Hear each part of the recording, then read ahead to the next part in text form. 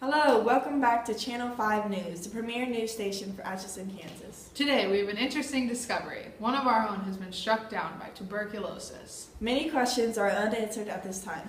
The victim was working at the plant when he dropped dead with a sudden death related to the mysterious Mycobacterium TB. Let's switch to you, Anna. She's in the hospital where Bob passed away earlier today.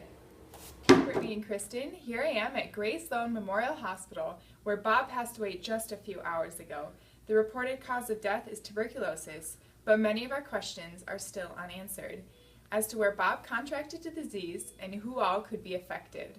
The State Health Department has been notified and is undergoing an investigation as we speak. I've gotten to speak with the coworker next to Bob during the collapse. They are currently being tested, and airborne precautions are being taken due to the close contact between Bob and his coworkers. I'm going to now go speak with him now, but before that I need to put on a mask, gown, and gloves due to the precautions. First thing I'm going to do is I'm going to put on a mask, and then a gown.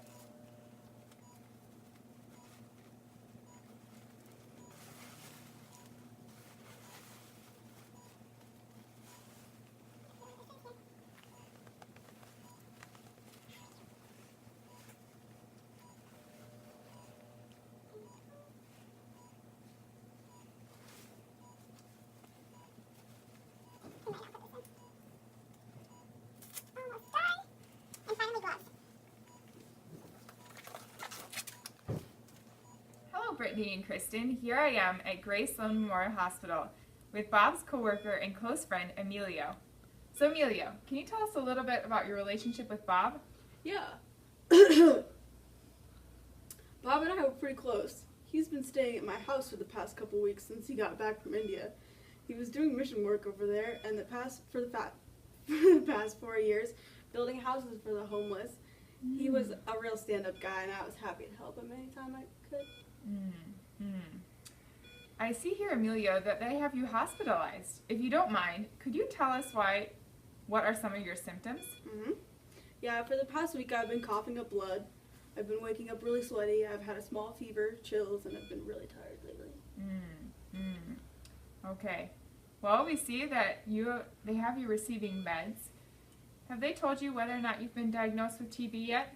No, not yet, but I'm anxious to know, that's for sure. I don't want to end up like Bob.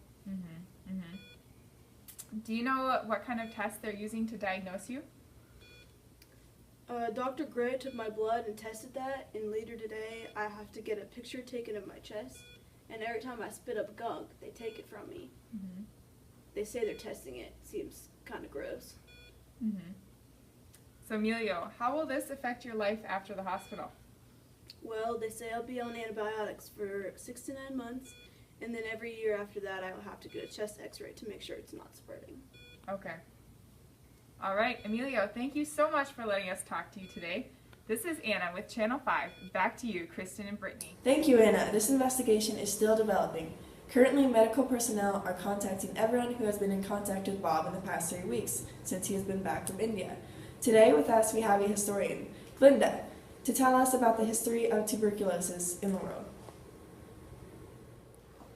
Well, the disease that we know as tuberculosis has been around infecting the human race since about 15,000 to 20,000 years ago.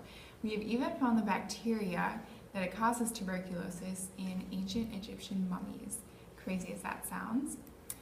In the 18th century, tuberculosis really reached its peak in Western Europe due to overcrowded and poorly ventilated housing, poor sanitation, malnutrition, and other risk factors. During this time, it came to be known as the White Plague because of how pale the victims would get when they were suffering from active tuberculosis. During the 19th and early 20th centuries, tuberculosis caused more deaths than any other disease.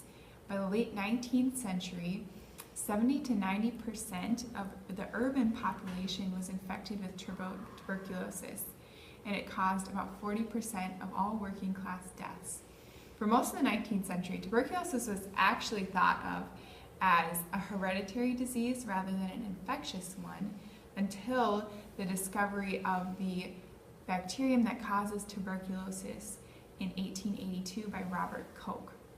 He demonstrated the bacteria could be seen with a new type of bacteria stain, but previously it could not be seen.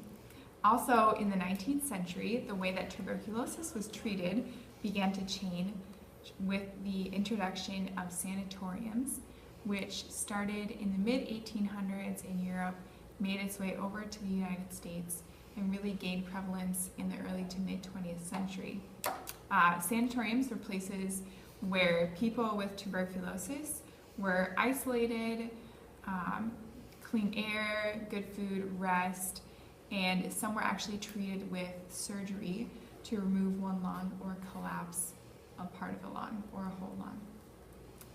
In 1895, x-rays were developed which aided in diagnosis of tuberculosis, but a vaccine did not come around until 1921.